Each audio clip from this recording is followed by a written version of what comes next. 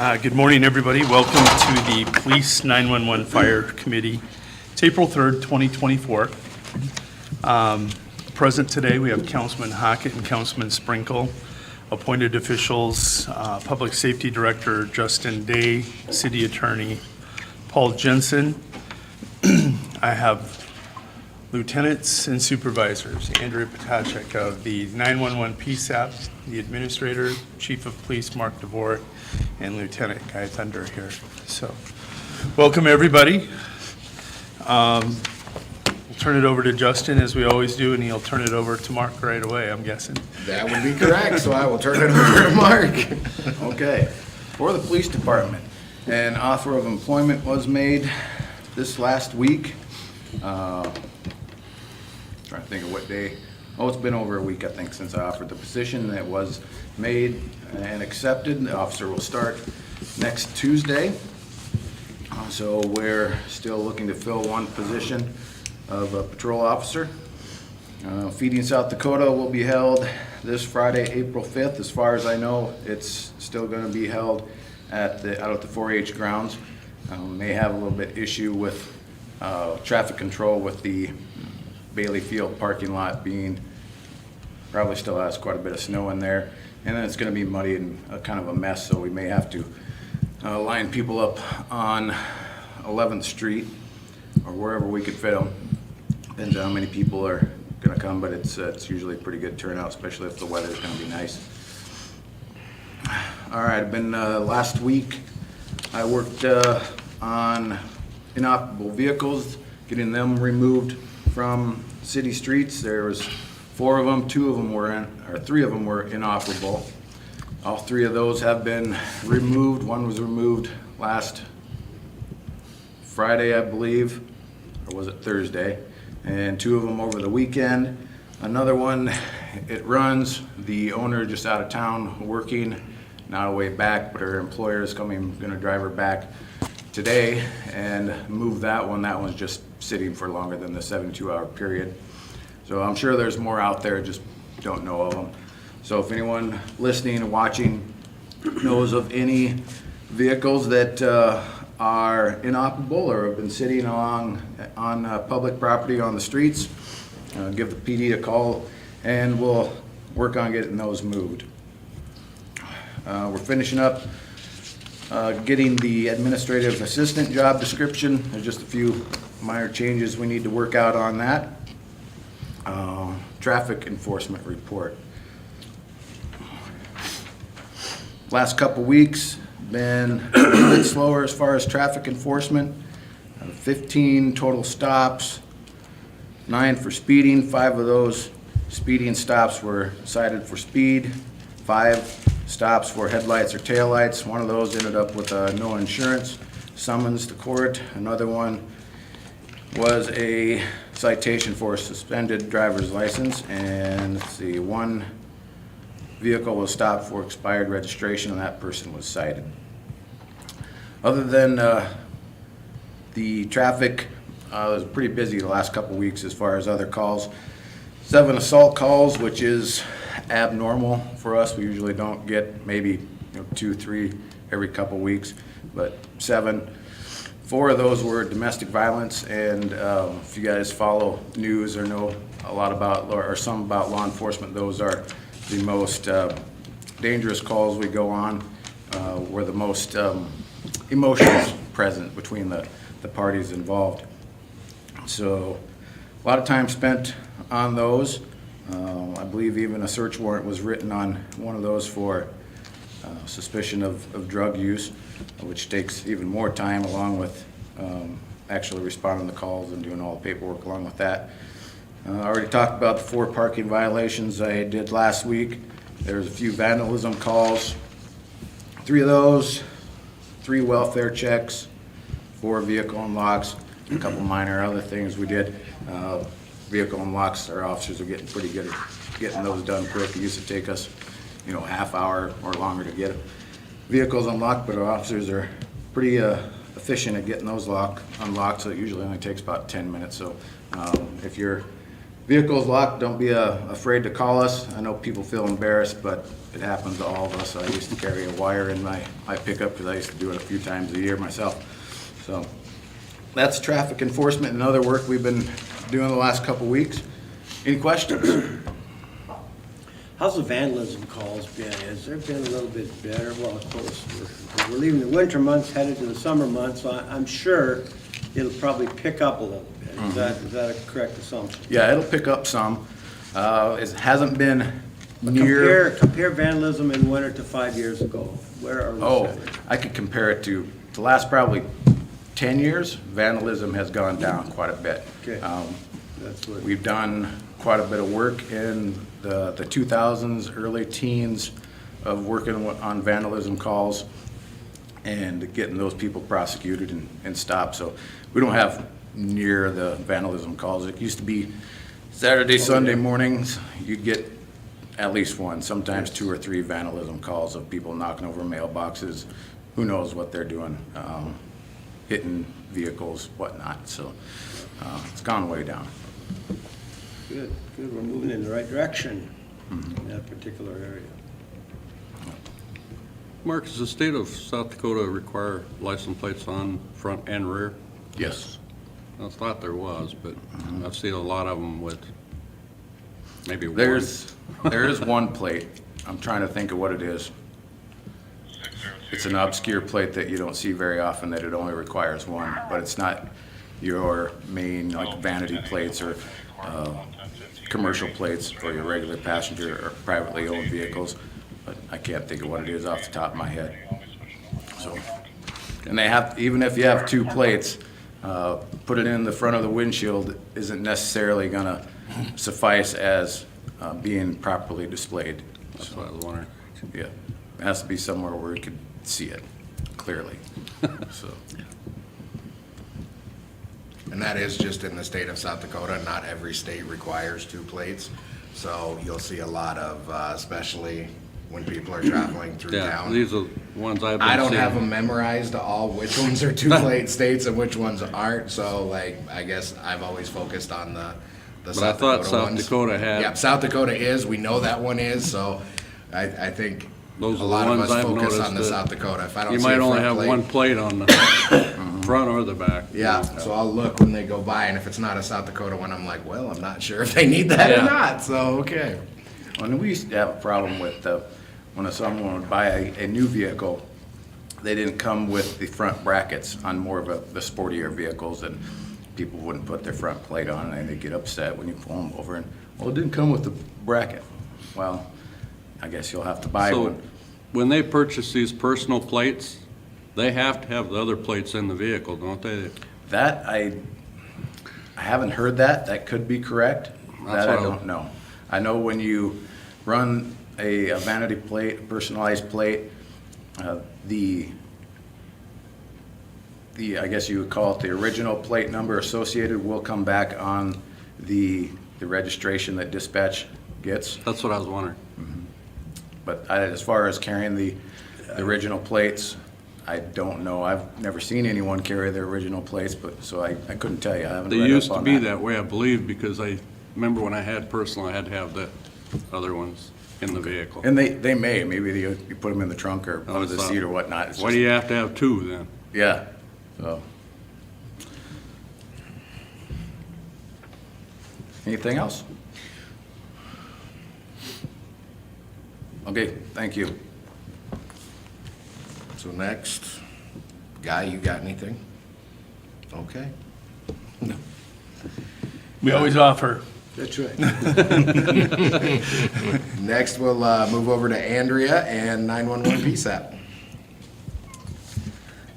Next week, we're going to do tornado siren testing for sure here in Tripp County. I have not yet reached out to the other agencies that we dispatch for to see if they plan on participating this year.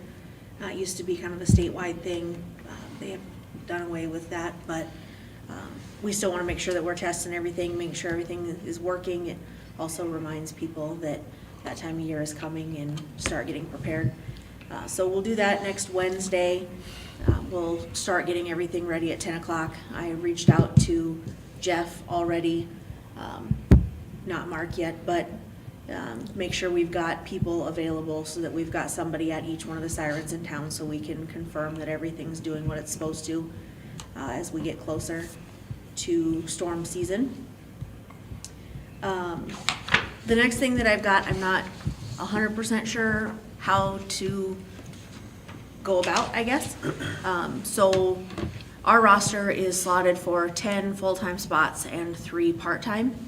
I do currently have a few applications on my desk. I'm not 100% sure which position those particular people are looking for.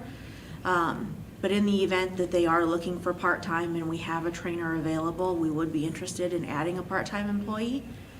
So I think we just kind of need to be told that that's an okay thing, that you guys are gonna let us, even though we only have, because our 3 part-time spots are full. We have 3 part-time employees. We don't have any open part-time spots. So our part-time employees are very beneficial to us. There's no way we would have gotten through the last year without our part-time folks. It would have been impossible. We would have lost a lot of full-time staff. Are they scheduled on time or as needed? How do you use your part-time people today? So what we do is when the lieutenants start making a plan for the schedule is they will send out a text to each of the part-time employees and let them know that they're starting the planning process and ask if there's any days or hours that they'd be available to help, at which point we usually get a list back. I would be available to work certain shift on these dates. Then we plug them in From there the and the schedule part-timers. around it for the part-timers. And Yep. then she works her shift around maybe the availability of the part-time help, is that correct? Yeah, and then we've got, some instances where somebody calls in sick or things happen and we have to make changes.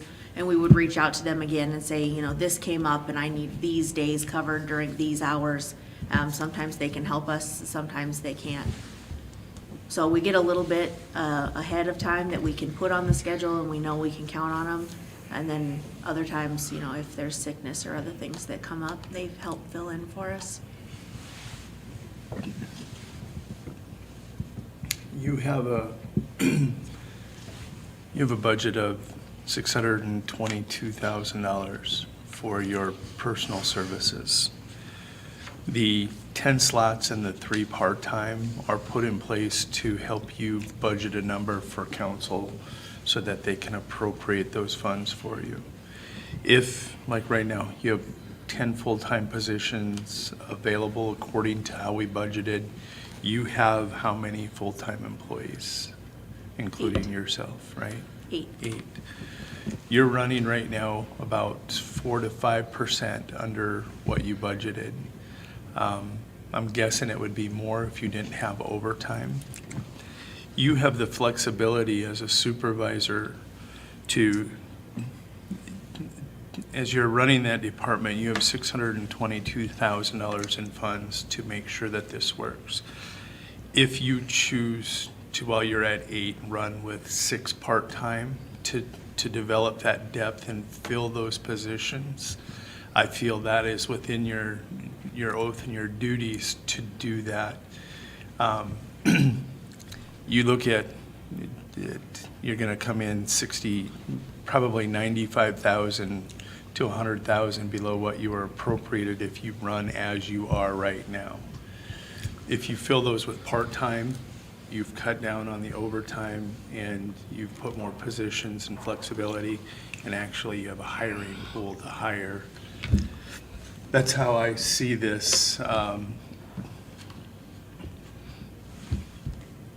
I missing something that you're requesting? I think you have the ability to expand. I just know that, when we first started, like you said, narrowing down for a budgeting standpoint, we kind of notched down from, we had 2, and then we came and we were told, yep, we had somebody full-time that wanted part-time, and we came, had a conversation about it, and yes, it was an okay thing to add them as part-time because it does help in terms of overtime and things like that. This year is definitely going to be a learning curve for us in regards to that salary line because of the things that we learned during the executive time change and Right. and You're that gonna have kinda more stuff. overtime. We're gonna have. Just we're- built We're in. definitely going to have more overtime built in. Yeah. But, you know, like I said, those part-time people, what they help us with in terms of getting some of the full-time employees a little bit of time away is crucial.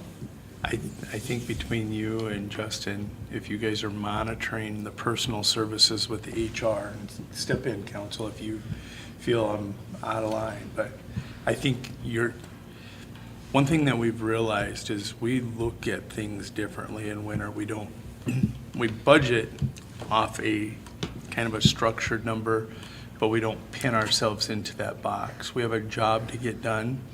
It's not just for the residents of Winter. We take on the residents of Winter, Tripp County, and 6 other counties, right? 5 others. 5, 6 with Yep, Tripp 6 County. including us. We have a job to do. I've asked you guys to be as creative as possible to do the job as professionally as we possibly can. I believe in my heart, this number was appropriated by council. And if you can get it done with 8 full-time and 8 part-time, because not everybody's going to have scheduled hours as part-time, but if you build that roster up and manage, you have, 4,060 hours to cover on the lines during the year. You manage those 4,160 hours between the 8 part-time and 8 full-time, 6 part-time, 8 full-time, 9 full-time, 8 part-time. It comes back to the management of this number, not necessarily 10 and 3, which is what we budgeted on. That's how we got to the number that council was comfortable appropriating to your department. When we box you in, that creates stress, and that's not what these are about. These are about getting the jobs done the way the public wants them done. You have that flexibility, in my opinion, to go do that if I And that's have what I would council's say, blessing. you've got the flexibility, in my view, inside of the 650 bottom line. You've got the flexibility inside of that to manage your department. We pay you to manage the department to the best of your ability. We appreciate that. But you should have the flexibility as far as full-time, part-time. If what I'm hearing you say, maybe if you don't need 10 full-time, am I hearing you say that? Oh, absolutely Maybe not. next year we can look at 8 full-time. No. Okay, we don't want to go there. No, God, no. We would Well, have just 3 asking. full-time at that point, I Just, guarantee it. But you should have the flexibility, like the mayor said. If a couple more part-time slots would benefit your department, which it sounds like it would, I think that's within your purview as a supervisor. Watching the bottom line, like the mayor said, managing that bottom number. And you may come out with less overtime and have a less bottom line number. It's true. If you have the flexibility of management, which I think you should have. Plus the time off, just giving you that flexibility for your lieutenants, your other full-time people. Get them out, get yourself out. But this. Burnout helps no one in your department, where you guys work. Burnout is not our friend. So if you can manage less burnout, the better in your job. Without Chandra here, what is the maximum hours of a part-time? Is it 30? 28. 20, 28? 28. 28, Yep. okay, 1,040 in a year is the way we're defined. okay. So it's 20 Yeah. hours. So Well, that's when we yes, for your average has to be 20 or less. But you can have the occasional up to 28 without losing that part-time status. Okay. Once, That we makes- we just defined somebody as full-time at 32 hours. That's something that we passed. 32 Correct. is like full-time. So if they get up to that average at 32, then we have to take them full-time. Right. The 20 that I was referencing, so everybody's aware, at an average of 20 hours a week, then they're entitled to South Dakota retirement according to how we're structured. Right. So gives you some flexibility there. Right. Okay. And that is an average over a 6-month roll. That is correct. It's a rolling So average, if you because do we work had a that 40-hour happen. week or whatever, you're okay with that as long as over the Yes. 6-month average, you're at that 20. Yeah, So in reality, if we can't find someone that wanted a full-time job, but we wanted, maybe there's 2-3 people that want more than just maybe a day a week, maybe they want 2 days or 3 days a week. If we're keeping them under that 20 hours average For a year, 6-month period, yep. you can basically, with those 2 or 3, make those hours work as a full-time without paying your Absolutely. your benefits. So Ab- you ended up saving some money if you could work it like that, and you have the part-time employees that would want to do those many hours. The benefits and the overtime, the savings on those two, there's unavoidable overtime. We know that because of holiday overtime and just the way the schedule yeah, I'm figuring this out now. Art. Thank you, it's taken years, I've grown, but there's some that's unavoidable, but there's some that is, and you may, yeah, you could see your OSHA, by the time you get your retirement and your health insurance in there, your savings could be more than 90% the way you're trending right now. Andrea, you've taken on so many new things. You've done tasks where we've asked you to research, bringing on other counties. We've asked you to jump into legislation. This is also that thing where you have the freedom. As a supervisor, we've hired you, we've entrusted you, that I believe that you can come up with the right solution. I can help you. We've jumped into some other venues where I've tried to help, but ultimately, once you're the one that's there in the fire with them, if you want to take that to 10 and 10, and as long as your 10 full-time people are averaging 32 hours a week, which we've established, and then you have your part-time people in there, it can work, okay? yeah, and I will say, like Mark pointed out, we have, when we were down 3 more, our part-time people were putting in the hours that Yeah. would have been a full-time employee and a half. I will, however, say that will never be my recommendation, to lower the number of full-time spots that we have and try to replace them with part-time people. The part-time employees that we have the flexibility of scheduling that the full-time employees don't have. They make their own hours, and we cannot run the department if we're allowing the majority of our staff to pick when they can work. So yeah, I mean, they help us tremendously, because without them, we would have been in a lot of trouble this last year or longer. But we definitely need that number to stay at 10 full-time, and the goal is ultimately to fill those spots. But if we have the interest in part-time, we want to look at adding those two, just because of the help that they are, the benefit that they bring to the full-time staff and the department. Becomes a recruitment pool too. Once they get in there and see that, there may be some past employees that would be interested in part-time, that would, if you expanded that roster, maybe not. Just, I'm brainstorming, throwing different scenarios that I could see happening for you. I saw that Minnehaha County delivered a baby yesterday over 911. They had the gentleman, it was a guy delivering a baby. They were interviewing him, and he was talking about his med courses that he's got to take to be certified, and this was his first one, helping a father deliver his baby over the phone. Love it. Yeah, it was, and you could see in his eyes, he doesn't ever want to do it again. Yes. But he got it done and he's happy. I have come very close on several occasions. There was a while there where that was the joke, that if it was gonna happen, it was gonna be me, because I had a stretch there where it was far too close, way too many times. But we always managed to make it to the hospital before a baby came. I have a very fond admiration of what PSAPs do now that I honestly didn't understand years ago, and how critical it was to police, the fire department, our emergency services, the ambulance, and we need your people fresh on that line. And that's the crazy thing is, you know, went over and had a conversation with the chief over in Gregory last week.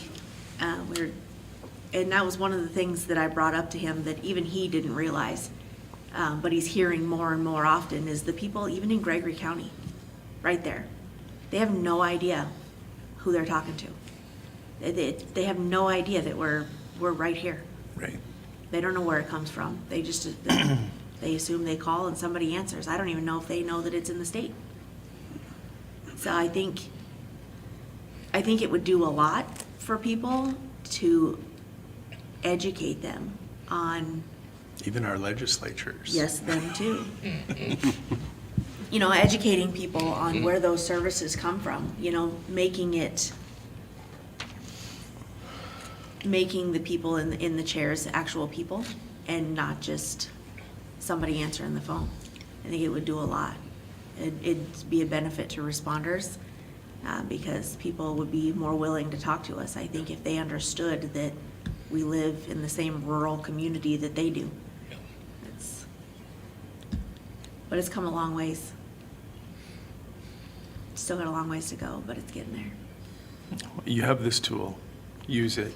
However, if you get 10 part-time apps and you want to bring in 10, council will ultimately have oversight on the number that they appropriate, and if we can keep it under that, let's build you some depth.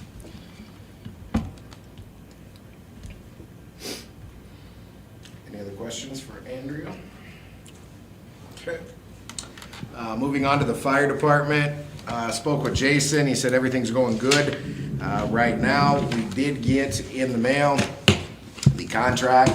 I'm going to give this to Paul. This is for the siren contract for them to, if you guys want to read it, it tells the maintenance twice a year for each individual siren. The records they keep. It says in here that battery replacement is included in that. Frontline will be on site within 24 hours to inspect, repair, or service accordingly. So you guys can take a look at this, but we will need approval to send it to full council to have the mayor Would you pass that over? sign. Yeah, absolutely. Yeah, what the It figures? is $1,400 for the year, is what the cost is. I visited with Jason about that as well, and I believe we did budget for that last year. I have it in the budget here, but I think part of that $10,000 for the repairs and maintenance was going for this $1,400. So that, because it would be that third party that comes in and does the work. And then if you guys, when you're done reading it, if you could give it to Paul so he can go over everything, and then if you guys can make a recommendation to send it before full council. If Paul likes it, then we're good to go. I'll pass it on to the finance officer with a request to get it on the agenda for the next meeting as soon as I approve it. Perfect.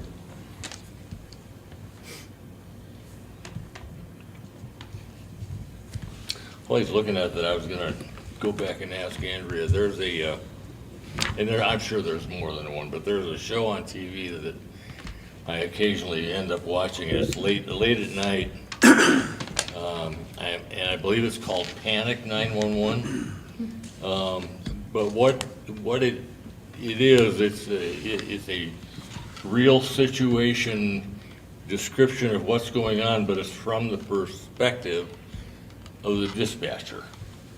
And you literally hear the dispatcher's communications with the person throughout the call, and how they keep, stay on the line with them until law enforcement is on site, because it's a lot of times it's a situation where they're hiding within the home to be able to avoid getting, whether it's somebody they know or sometimes a stranger breaking in or whatever, but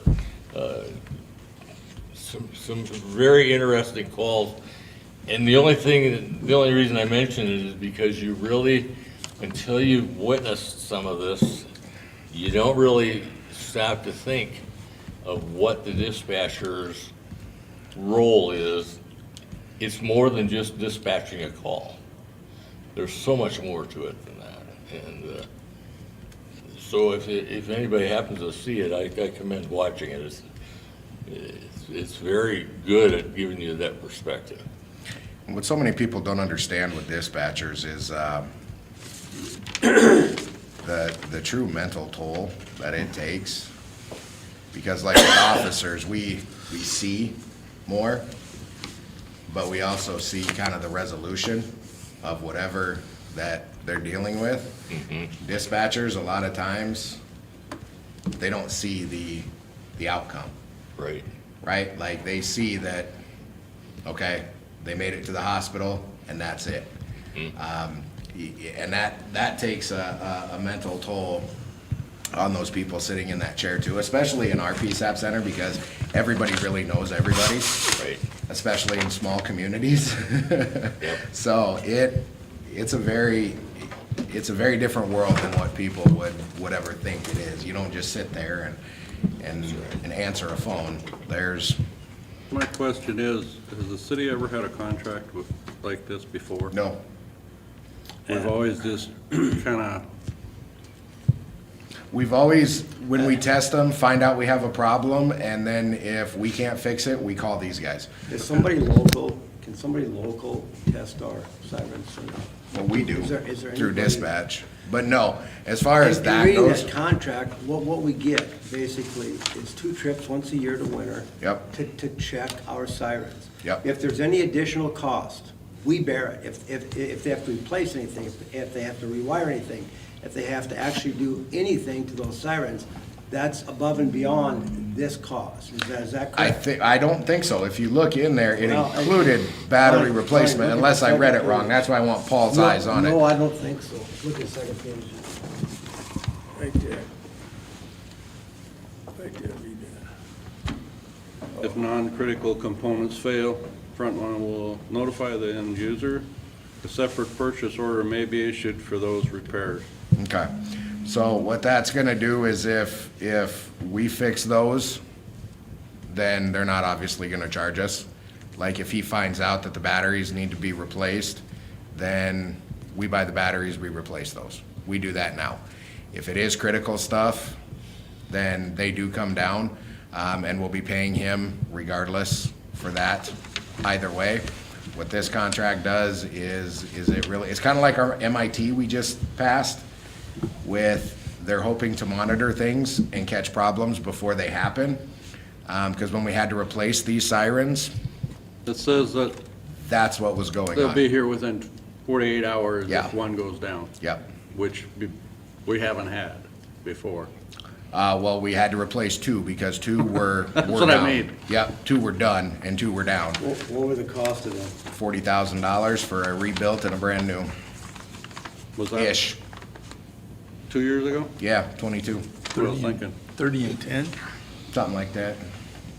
It was the 23 budget that you paid for, it was just last year.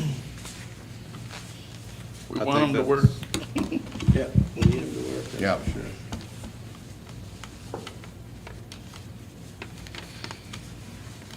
And you're recommending we go forward with this because it's gonna I help am. the city, more reliable service for our sirens. Is that what I'm Correct. hearing? Okay, okay. It's in their budget, right? Yeah, that's what I was looking at here. I printed off all the budgets too. But I think we stuck that $1,400 in with the 10 under repairs and maintenance, being that it is a repair I contract. think it was so. too. And then I did visit with Jason about it as well. I just said, we need to send it to full council, and then we'll need a PO from Jason I'll sign it, he can sign it, and then we'll get him paid.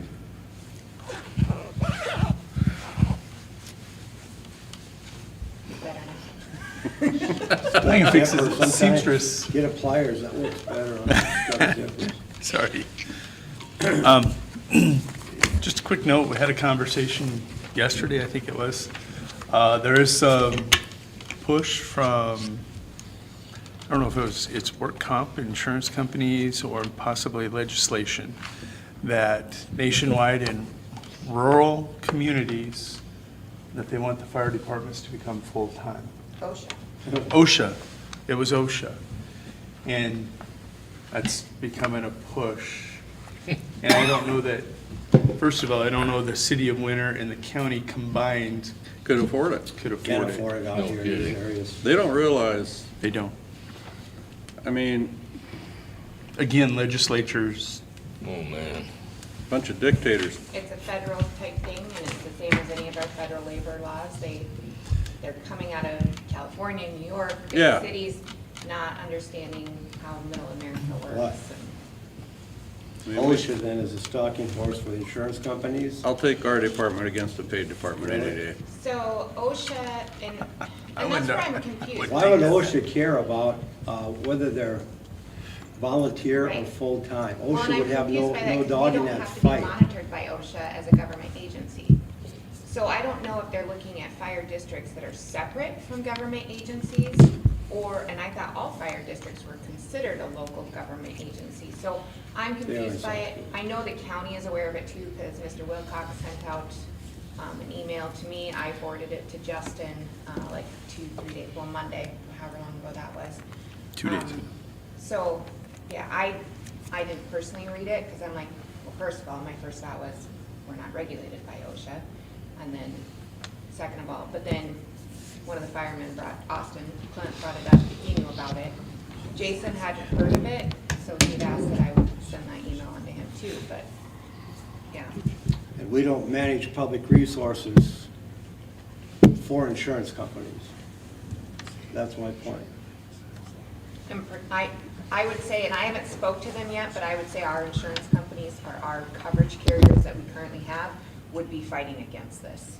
Well, Nationwide took a huge jump, because that's who I have this past year, so much so that I called the companies, so they're. Like I said, the federal government's gonna have to fund it if they're gonna Huge go increase. force it. There's no way. Otherwise, you can afford it. just something that you need to be aware of coming down the pipe. Does the federal government have the money? They just spent $6 million No. on the bridge. Yeah, that's what I'm saying. Actually, 1 point the- some the- billion on a bridge. The biggest question is, why isn't the insurance company? So I wondered about that, but my guess is it's gonna be in litigation for forever. It's gonna be litigation. So It's not this is a done deal. ultimately we have to pay for things up front. If insurance comes through, it will reimburse it. But I'm not privy to those Yeah. small print things. I mean, it's hard enough to budget for the equipment. There's, Yeah. Okay. Before we close, Guy, do you have anything? One last chance, Guy. All right, you want to go ahead and Yeah. pull us down? You're awful quiet, Scott. First time to these in once in a while. Yeah.